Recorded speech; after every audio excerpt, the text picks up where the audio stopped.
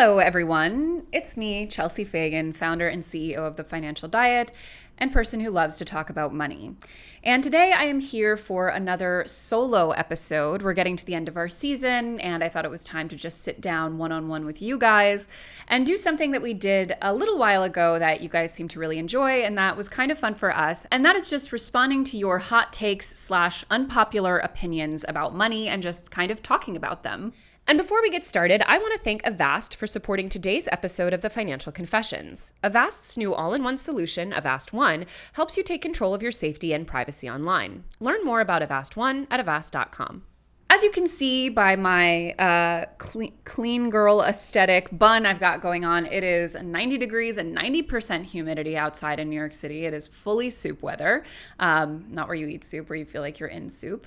And we're about to head out for a little hiatus at TFD with some stuff. We don't do any events in the month of August. We're office optional in August. A lot of us are traveling. We have a reduced publishing schedule, like all that kind of stuff. So we still work, but it's a more chill time. It's going to be August in a few days as of filming this. So, it's just a good time to chill out and have a little fun. I always feel like when I'm recording one of these, eventually I'm going to be like, now that we're like post-pandemic, but that just seems like that'll never, ever happen. And now it's like we've got COVID and we've got monkeypox. So I guess we're just like always in this liminal space. But basically, we asked you guys to send in your unpopular opinions and hot takes, and I'm just going to dive into them. We received quite a lot of them, so I'm going to dive into as many as I can, and we'll just talk about them. There should be a marginal tax rate on home ownership based on the number of homes you or a company own. Primary residences should be essentially tax-free or very minimal, as everyone needs a place to live. Every house after that should be a progressively larger and larger amount to discourage the hoarding of assets amongst wealthy landlords / Airbnbers, whether corporate or mom and pop. And of course, no corporate ownership of single-family houses at all. That sounds reasonable to me. I don't see why I would disagree with that. The only thing I would maybe push back on is the idea that a primary residence should have no property taxes. I do think that, if they're allocated responsibly and people are being paid a living wage, both of which are big ifs in our current economy, but there is a utility to property tax. Now, the fact that it's currently used to fund the school systems, essentially ensuring that, rich neighborhoods get good schools and poor neighborhoods get schools is like obviously not an ideal sort of allocation of that. It would be better to have all in one pot and get divided evenly. But I do think, progressively higher taxes on people who own a lot of homes is a really good idea. And actually, it's a really interesting thing that comes up sometimes on the channel because we have people in the TFD community. We've had them on this show. We've worked with them who use real estate to some extent as a wealth building tool. That means owning more than one property or renting out a part of your property or flipping homes or things like that. And the truth is that is a pretty, it's not a completely zero-sum game. And I think that there are ways to do things like this more ethically and ways to do it extremely unethically. But I do hear and understand the criticism of, it's basically never okay to build your wealth on, someone else's rent, essentially. And, I don't do it, and I feel like I wouldn't do it. It's a really tough thing because I don't want to completely cut those people out of the conversation. And I don't have like a huge moral issue if you're doing so, if you're, being an ethical property owner, but it's, I don't have a hot take. I don't even have a warm take. It's something that comes up a lot and I don't know where we land on it, period. This person says children should be financially planned for. Don't have children if you can't afford to give them their basic needs. Yeah, that sounds like, I know that's not how you mean it, but it sounds like low-key, something Ben Shapiro would say, and also like almost borderline eugenicsy in the sense of like, sometimes people unexpectedly get pregnant. And I don't think it's fair to say as a society, or even in our interest as a society, to be like, you can't have or keep the child if you have not, and it's not even just over a certain income level or something. It's like if you haven't explicitly financially planned and optimized for that child. I think that's really dystopian and not fair.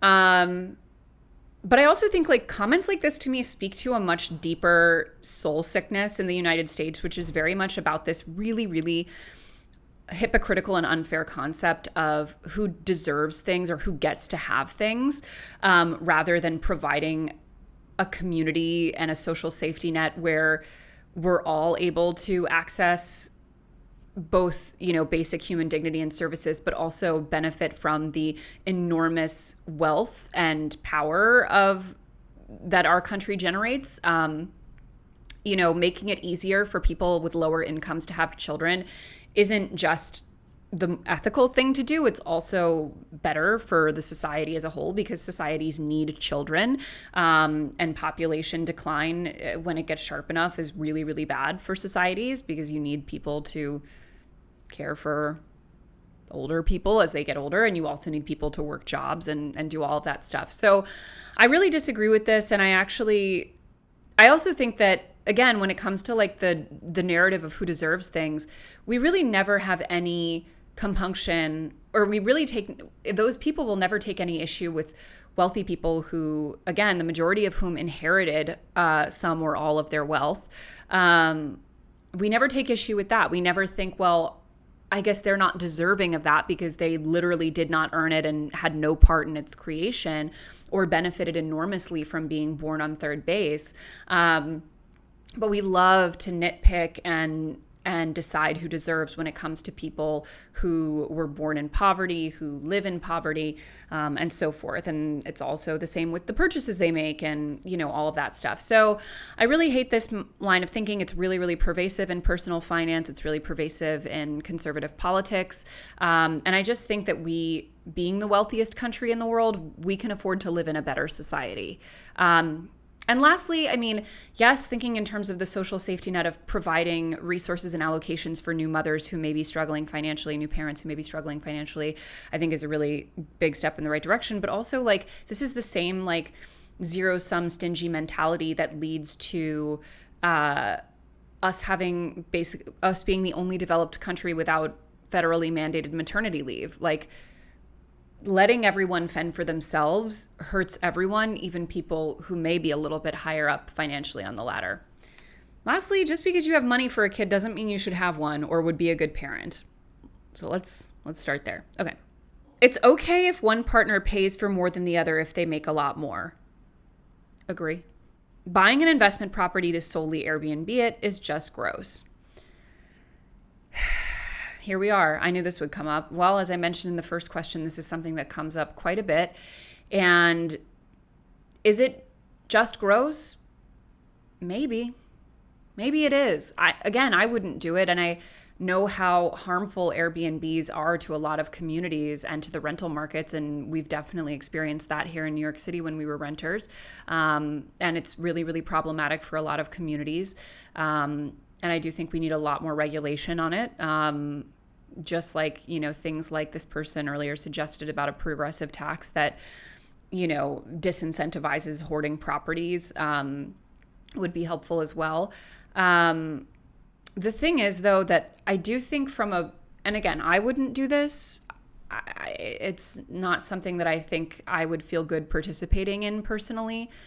But I also think, and this is more of like a political sort of almost communications question. I don't think in general the best response to social ills that are often policy driven and regulatory and regulation driven, and are incentivized financially by our current system, I don't think the best answer is usually to stigmatize individuals for optimizing themselves within that system. I think that can be part of the solution. And I think it's very, when it's a more extreme case, you see people going viral on TikTok for, buying foreclosed homes and cheaply renovating them and then putting them all on Airbnb to saturate the market. Yeah, I think those can be people to go after and make examples of. But when you look at, for example, someone who, let's say, has inherited a property in Florida and they live in it for part of the year. And then for part of the year, because they can't long-term rent it out, because they do live in it for part of the year, they will put it on Airbnb or VRBO, or they'll rent it month to month. Do I think going after them and shaming them for doing that when, again, a lot of these people are probably, this is one of the primary ways that they have access to building enough wealth for things like retirement. I don't know that that's the best approach. I think we really have to look at this from a regulatory perspective and a policy perspective because, yeah, shaming individuals, I just think is not overly effective, especially because, again, like, yeah, for every asshole who's like putting their Airbnb empire on TikTok, there are a bunch of people doing it who you'll never hear about. You don't even know that they're doing that. So, yeah, but I wouldn't do it. Okay. Sometimes being a female breadwinner sucks because you still end up doing all the chores. Yeah, I mean, so there's a lot of really bleak data out there about couples where the woman out earns the man. They typically have higher divorce rates. They typically express higher levels of dissatisfaction on a lot of different factors. And that does seem to be the mainly the result of a society which, like you said, expects women to take the majority of the domestic labor, both in terms of, maintenance activities on the home, things like cooking, cleaning, etc., and then also the child rearing activities when and if a child comes along. We live in a society that still expects women to take on the majority of that responsibility and punishes them when they don't, even if, by the sort of standard of breadwinning, quote unquote, they shouldn't be that person. So obviously, like you're saying in this question, like that is a recipe for, I think, frustration and resentment. And then a lot of men are socialized to have huge ego and self-identity issues wrapped up in being a primary earner. And can feel threatened, can feel emasculated, can feel, ashamed or anxious when a woman out earns them in a heterosexual couple. So yeah, I mean, it's hard out there to be a woman in a lot of relationships. And I even personally know through this industry, women who are primary breadwinners whose husbands are not very nice about it, or who are entrepreneurs and their husbands are not very nice about it. And it's really heartbreaking because if I'm the man, I'm just like, sweet, you're earning more money than me? Hell yeah. But yeah, it's not the way it is for a lot of people. People saying that their upgrades or flights or hotel stays with points are, quote, free is a sham. The points have value and you paid to get them. That's not entirely true always, though, right? Like a lot of programs that people optimize will give you bonus sign-up points just for, starting. Like, let's say if you open a card and let's say this is a no-fee card and, it's if you spend a certain amount within that first 3 months and you pay it off in full so you don't pay interest and it's money that you were spending otherwise, which is something we've done, then, you had to like filter money through a system to get it, but you did get those points essentially as a bonus of what you were already doing. And also, like, if you have a lot of loyalty with an airline and they give you points for each flight that you're taking, if you're already taking the flight and now you're just getting points for them, and eventually it's like getting a hole punch on one of those coffee cards. Like, you're getting these points each time you take a flight that I assume you were going to be taking regardless. And it's just sort of about optimizing the benefits of loyalty. So I don't really agree with this, and I'm all about the points lifestyle. So boo. Okay. I never lend friends money and expect to get it back. I only give it as a gift if I have the means. Super important. You never, ever, ever want to be a debtor for your friends. Like I think the really dark, sinister friendship ending money stuff happens when a power differential is created and all kinds of really negative emotions and shame and all of that start to form around that power differential. Because I think when people talk about money being dangerous for relationships, for the most part, I think they're referring to money as power, because power can be really harmful in relationships. It's really shameful to feel that your friend has like leverage over you or is now monitoring your purchases because you owe them something. Whereas I think that if you lend money to a loved one and you say, this is for you to take, I don't expect to be paid back. If you want to pay me back, you can do so at your own pace, but I'm not going to be waiting on it. And let them do as they will. And I think that's the only way to avoid what I think inevitably will often become a source of resentment. Because if someone owes you money and you see them, going shopping or going out to a restaurant, you're going to feel angry with them. But if you have borrowed money from someone and now feel hyper aware and judged for your financial choices because you owe them, you're going to also feel really resentful. So yes, I totally agree. Never lend anything you can't afford to treat as a gift. So I want to take a quick pause here and once again thank today's episode sponsor, Avast. As a digital-first media company, digital safety is extremely important to us. And today's sponsor, Avast, has been a global leader in cybersecurity for more than 30 years and is trusted by over 435 million users. That's a lot of users. Avast empowers you with digital safety and privacy no matter who you are, where you are, how you connect, or your budget.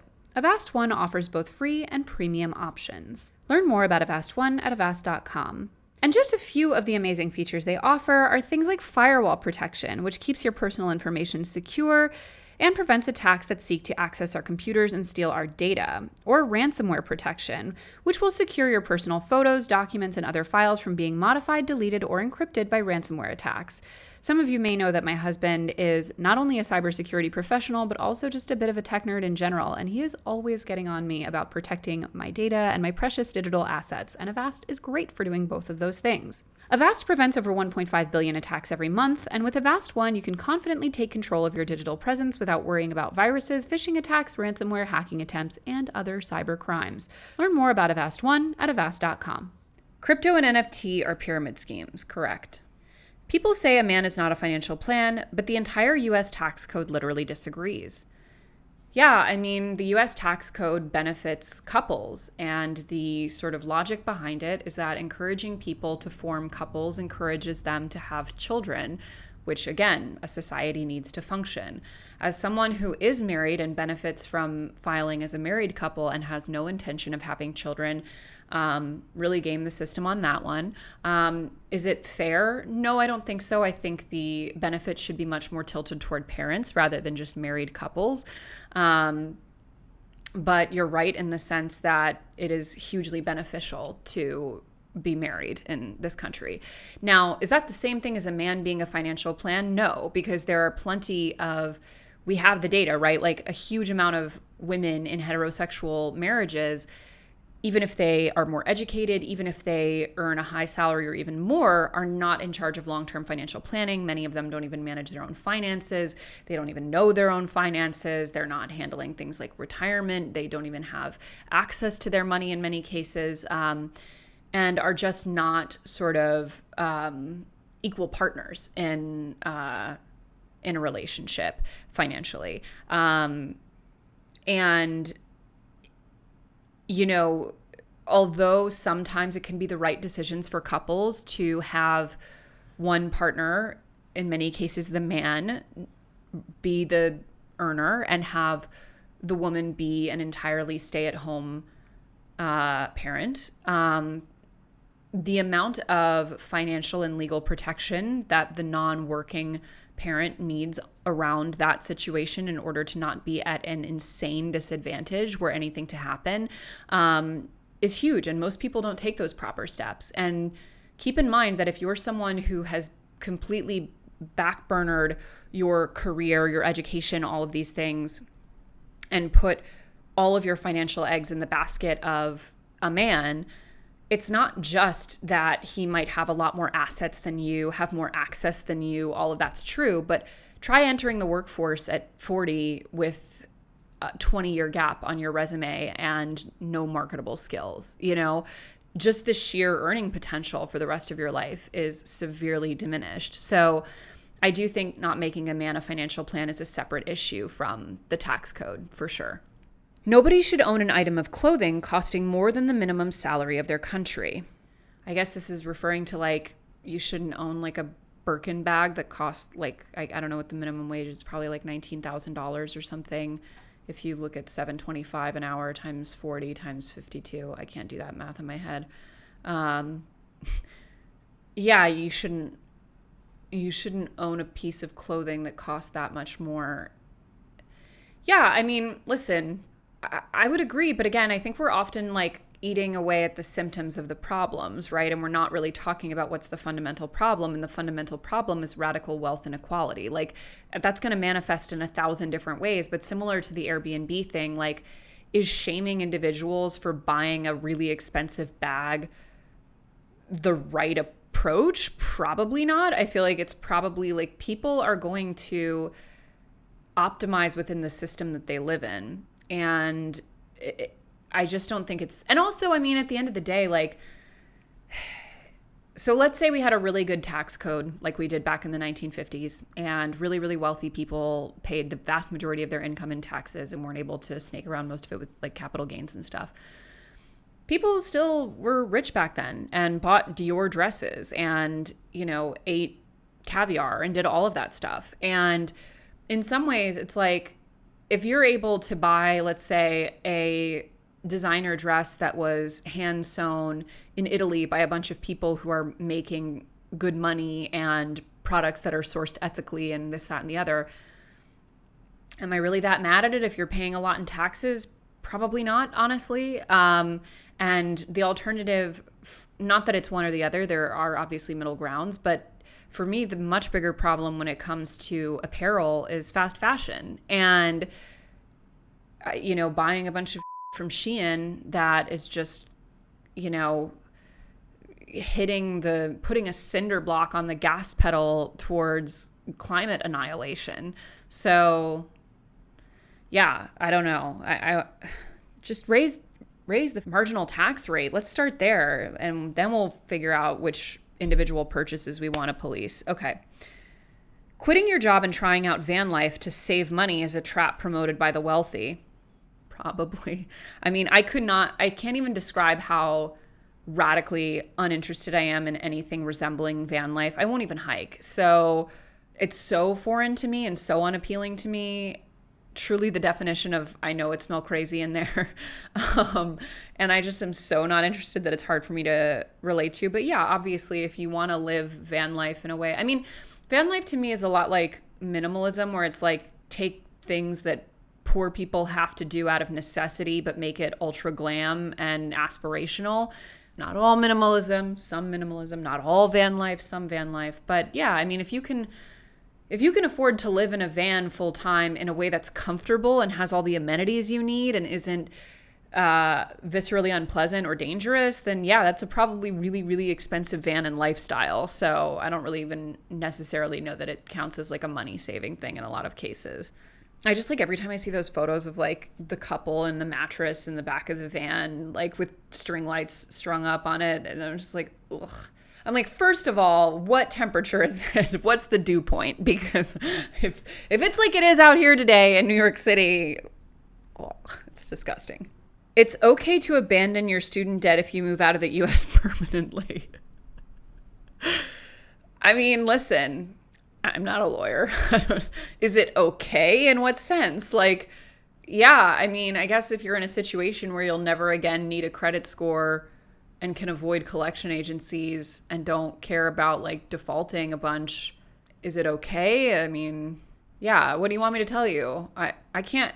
I mean, isn't that technically a crime? I can't sit on here and like advise you to commit crimes, but I will just say like, if you know what all of the risks are of completely defaulting on your student loans, as someone who defaulted on loans and suffered greatly for it in an attempt to rebuild my financial adult life, if you know the risks and you're like, sounds good to me, the risks are preferable to paying this, then like, do you? I can't tell you what to do. Live your life. Okay.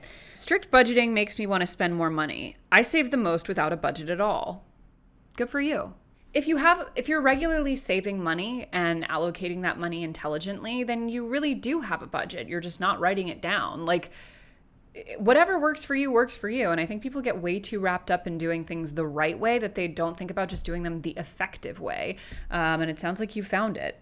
I'd rather be mildly financially irresponsible and enjoy things than stress and save a ton. Listen, I mean, it's hard to know what mildly means in this sentence, because if mildly financially irresponsible means like you go out to restaurants sometimes and like fritter away money sometimes, I think that's totally normal and should be part of any healthy budget.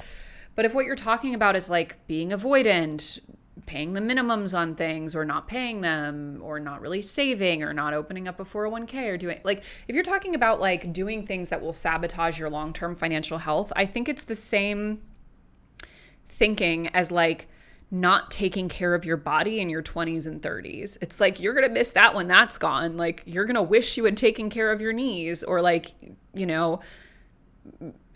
got enough iron in your diet, or whatever it is. Like, you're going to wish that you had taken care of your body. You're going to wish you had taken care of your finances. And I do think it's like, there's a real siren song of just YOLOing it, because it feels like we do live in such a tough economy, which we do. There's no, that's not a secret. But I also think that doing things that ultimately will make your life harder in the long run is just an approach that gets real old real fast.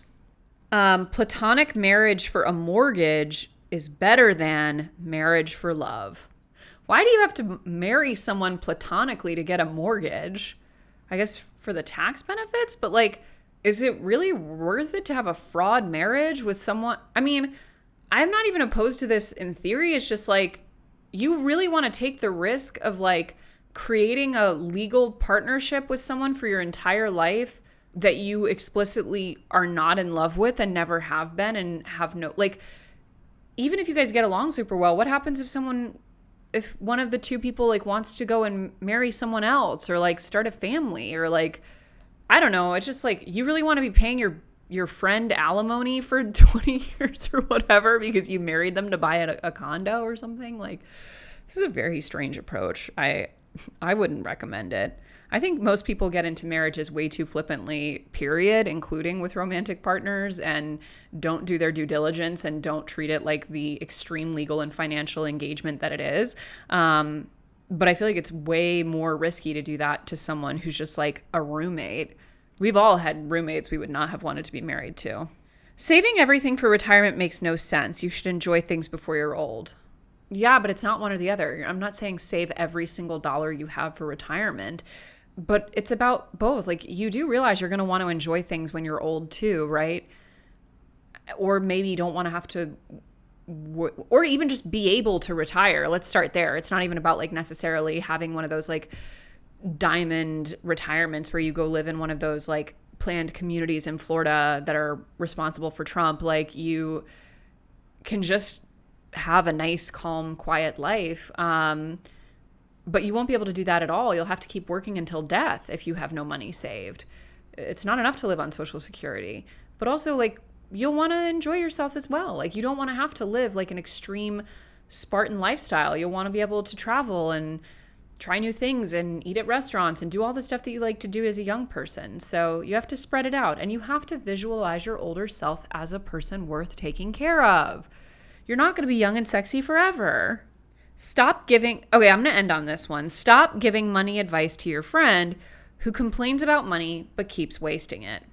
Yeah, I mean, that's real. I feel like that's real in a way that we like don't talk about enough when it comes to like friendships and family members and loved ones in general. I feel like one of the best things that I personally ever learned in therapy, that I feel like is a common theme in a lot of therapy, is like, you have to separate out with any relationship in your life. You have to separate out how a person treats you and what they do to you and what they do on their own time. Like, you can say like, hey, please do not talk to me this way. It makes me feel bad. And I will leave the conversation if it keeps happening or something. But you can't just be like, stop being such a up, or like, stop thinking these things that you think, or voting the way that you do, or spending money in the way that you do, or, being really loud, or whatever it might be. Like, if it's something that is not impacting you directly or harming you in some way, like you have to just let them kind of roll. And like, if they ask you for advice, sure, give it to them as best you can. If they keep asking for it and disregarding it, then you can say like, hey, it does feel like my advice here isn't really being taken into account, so I'd rather just not get too into it or what have you. But it is never worth like wasting time and energy on wanting people in your life to change and be different people. You can want them and you can ask them to treat you differently, and you can set boundaries for yourself around what will happen if they don't treat you differently. But if your friend is just a fuck up financially, well, don't entangle your finances with them, and you got to let them roll. Forcing them to change is a losing proposition, and is probably just going to make you upset in the process. So I think that's a really important thing that everyone needs to learn. Obviously, there are these situations can get a lot more extreme, right? Like we can be talking about someone who has like an addiction issue, or we can talk about someone who's like living in a very irresponsible way, or let's say is in like a terrible relationship that you think is bad for them. Like there can be all manner of things that they're doing in their own life that you don't like for them, but you can't take that on as your own. You have to put limits up as they pertain to yourself, and for whatever is their business, you let go and let God, honestly. And there are a lot of things like, listen, I have some relationships in my life where there are enormous swaths of topics that we don't talk about, things I don't know about them, things I don't care to know about them, because I would like to have a simpatico relationship with them. And knowing more than I do now, or getting into certain topics, will prevent that from being possible. And sometimes that has to do with money. I have people in my life that I'm like, the way you handle money is really reckless and probably going to fuck you over in the long term, but that is none of my business, and I'm not taking that on. Anyway, guys, that was TFC. Bye.